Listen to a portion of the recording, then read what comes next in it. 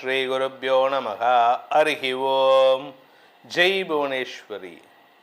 அக்ஷர அண்ணாமலை நேயர்கள் அனைவருக்கும் உங்கள் வேத ஜோதிடர் பிரகாஷ் நரசிம்மனின் அன்பான வணக்கங்கள். ஏப்ரல் மாத ராசிபலன்கள். இந்த மாதாந்திர ராசிபலன்கள் அனைத்தும் பொது பலன்கள் மட்டுமே. திருக்கணித பஞ்சாங்க முறைப்படி கணிக்கப்படுகின்ற இந்த பலன்கள் உங்களுக்கு சாதகமாகவோ பாதகமாகவோ நடந்திட உங்களுடைய ஜனன கால ஜாதகம் மற்றும் தசாபுக்திகள் துணை நிற்க வேண்டும். இந்த மாதத்தில் எப்படிப்பட்ட கிரக நிலவரம் இருக்குது அப்படின்னு பார்த்தீங்கன்னா, மேஷ ராசியில் சுக்கிரன் சஞ்சாரம் பண்ணுறாரு, தன்னுடைய உச்சஸ்தானத்தை விட்டு வெளியில் வந்துட்டார். மிதுன ராசியில் குரு பகவான் சஞ்சாரம் பண்ணுறாரு. ஏப்ரல் மே ஜூன் 1ஆம் தேதி அவனுக்கு அன்னைக்கு அவர் கடகராசிக்கு பயிற்சி ஆகிறாரு. சிம்ம ராசியில் கேது இப்போ சஞ்சாரம் பண்ணுறாரு. கும்பராசியில் புதன் ராகு செவ்வாய் ஆகிய கிரகங்களின் சேர்க்கை இருக்குது. புதன் ராகு செவ்வாய் கும்பராசியில். மீன ராசியில் சனி சூரியன் கிரகங்களின் சேர்க்கை இருக்குது. இதுதான் இந்த மாதத்தில் இருக்கக்கூடிய கிரக நிலவரம் 1ஆம் தேதி அன்னைக்கு. இந்த மாதத்தில் ஏற்படக்கூடிய கிரக பயிற்சிகள் அப்படின்னு பார்த்தா 2ஆம் தேதி ஏப்ரல் 2ஆம் தேதி அன்னைக்கு கும்பராசியில் இருக்கிற செவ்வாய் மீன ராசிக்கு பயிற்சி ஆகி சனி சூரியனோடு இணைகிறாரு. இது ஒரு காஷியஸான நேரம்.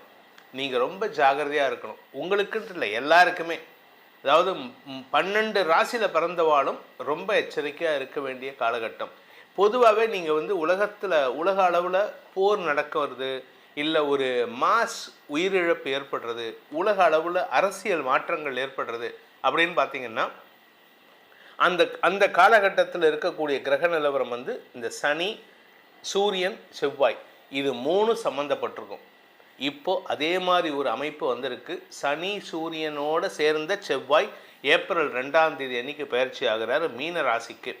அதே சமயம் கும்பராசியில் இருக்கக்கூடிய புதன், இந்த புதன் ஏப்ரல் 10ஆம் தேதி அன்னைக்கு அகைன் மீனராசிக்குள்ளே பயிற்சி ஆகிறாரு.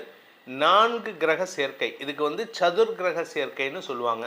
அடுத்தது பார்த்திங்கன்னா சூரியன் ஏப்ரல் 14ஆம் தேதி வரைக்கும் அங்கே மீனராசியில் இருக்கிறதுனால இந்த சதுர் கிரக சேர்க்கை ஏப்ரல் 10, 11, 12, 13, 14ஆம் தேதி வரைக்கும் 5 நாட்கள் 4.5 நாட்கள் இந்த சதுர் கிரக சேர்க்கை இருக்கும்.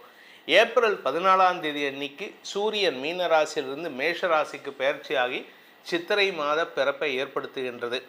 அடுத்தது இந்த மாத கடைசியில் 19ஆம் தேதி அன்னைக்கு மேஷராசியில் சூரியனோடு இருக்கக்கூடிய சுக்கிரன் 19ஆம் தேதி அன்னைக்கு ரிஷபராசிக்கு பயிற்சி ஆகிறாரு. அதே சமயம் மாத கடைசின்னு சொல்லக்கூடிய 30ஆம் தேதி ஏப்ரல் 30ஆம் தேதி அன்னைக்கு மீன ராசியில் இருக்கிற தன்னுடைய நீச்சஸ்தானத்தில் இருக்கக்கூடிய புதன் மேஷ ராசிக்கு பயிற்சி ஆகி அங்கே ஏற்கனவே இருக்கக்கூடிய சூரியனோடு இணைகிறாரு. இதுதான் இந்த மாதத்தில் ஏற்படக்கூடிய கிரக பயிற்சிகள். இந்த மாதத்தில் சந்திரன் தன்னுடைய பயணத்தை எங்கேருந்து துவக்கிறாரு அப்படின்னு பார்த்தீங்கன்னா, கன்னி ராசியிலிருந்து துவக்கிறார். கன்னி ராசியிலிருந்து தன் பயணத்தை சந்திரன் துவக்கிறாரு.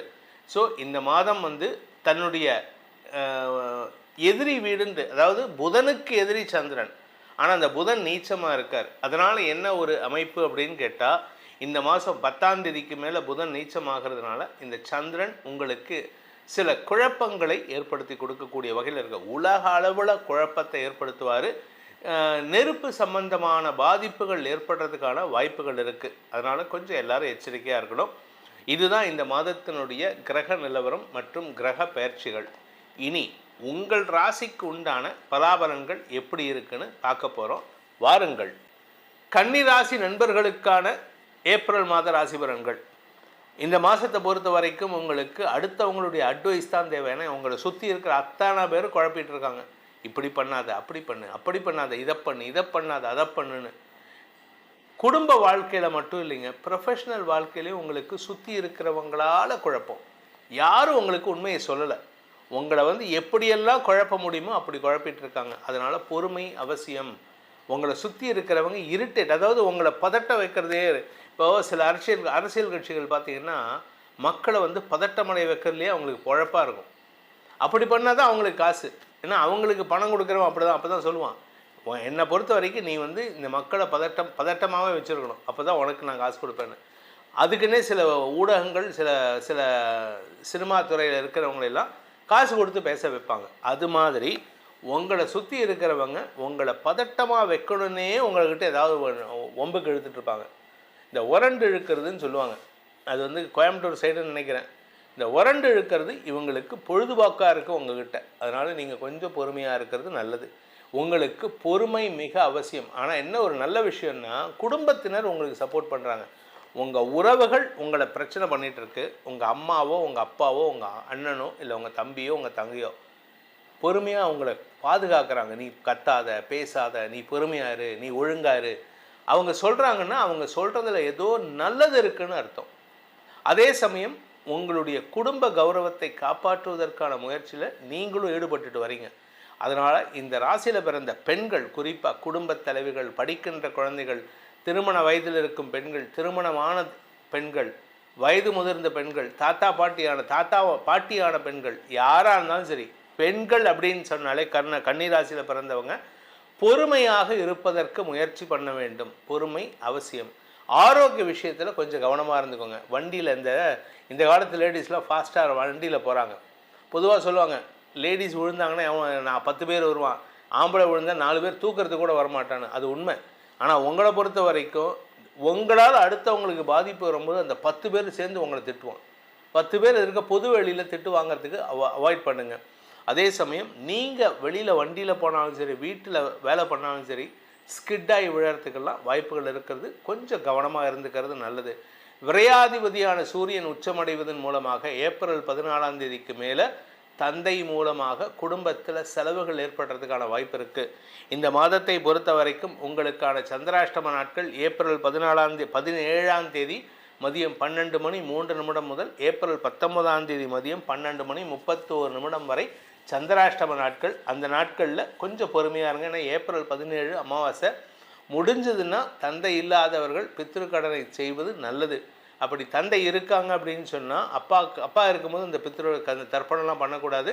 அப்பா இருக்கக்கூடிய ஆண்கள் பெண்கள் என்ன பண்ணணும்னா, அந்த அமாவாசை அன்னைக்கு பக்கத்தில் இருக்கக்கூடிய ஆஞ்சநேயர் கோயிலுக்கோ அல்லது சிவன் கோயிலுக்கோ போயிட்டு அங்கே இருக்கக்கூடிய அந்த மூலஸ்தானத்தில் இருக்கக்கூடிய மூலவருக்கு உங்களால் முடிஞ்ச ஒன்றா இளநியோ இல்லாட்டி நல்லெண்ணியோ வாங்கி கொடுத்து பிரார்த்தனை பண்ணிட்டு வாங்க. உங்கள் வாழ்க்கையில் பிரச்சனைகள் இருக்காது. இதை தவிர உங்களுக்கான பரிகாரம் அப்படின்னா தினமும் சூரிய வழிபாடு பண்ணணும். தினமும் சூரிய வழிபாடு ப்ளஸ் ஹயக்ரீவர் வழிபாடு பண்ணணும். ஞானானந்தமயம் தேவம் நிர்மல ஸ்படிகாகிருதம் இந்த மந்திரத்தை சொல்லிட்டு வாங்க. உங்கள் வாழ்க்கையில் நல்ல அறிவுரையை நல்லவர்கள் மூலமாக கிடைக்கப் பெறுவீர்கள். இந்த ஏப்ரல் மாத ராசி பலன்களில் உங்களுக்கு சொல்லப்பட்டுள்ள பரிகாரங்களை செவ்வனே செய்து வாருங்கள். வரக்கூடிய பாதிப்புகள் சங்கடங்களிலிருந்து உங்களை தற்காத்து கொள்வதற்கு இது ஒரு அரணாக உங்களை காப்பாற்றும். அதே சமயம் உங்களுக்கு உங்களுடைய தனிப்பட்ட ஜாதகத்துக்கு பலன்கள் தெரிந்து கொள்ளணும். ஏன்னா இது பொதுவான கோச்சார பலன்கள், ராசிக்கு தான் சொல்கிறோம். ஆனால் உங்களுடைய தனிப்பட்ட ஜாதகத்தில் லக்னம்னு இருக்கும். அந்த லக்னத்தை பேஸ் பண்ணி பலன்கள் தெரிஞ்சுக்கணும் அப்படின்னு ஆசைப்படுறவங்க கீழே கொடுக்கப்பட்டுள்ள அலைபேசி எண்களில் வாட்ஸ்அப் மூலமாக தொடர்பு கொண்டு நேரடியாகவோ அல்லது வாட்ஸ்அப் மூலமாகவோ அல்லது தொலைபேசி மூலமாகவோ பலன்களை தெரிந்து கொள்ளலாம். இதற்கு கட்டணம் உண்டு. இந்த ஏப்ரல் மாதத்தில் உங்கள் அனைவருக்கும் அனைத்து விதமான க்ஷேமங்களும் கஷ்டங்களிலிருந்து விடுதலையும் கிடைக்க வேண்டும் எனும் அடியேனின் பிரார்த்தனையை சமர்ப்பித்து உங்கள் அனைவருக்கும் நல்வாழ்த்துக்களை தெரிவித்துக் கொண்டு உங்களிடமிருந்து விடைபெறுவது உங்கள் வேத ஜோதிடர் பிரகாஷ் நரசிம்மனின் அன்பான வணக்கங்களுடன். நன்றி, வணக்கம்.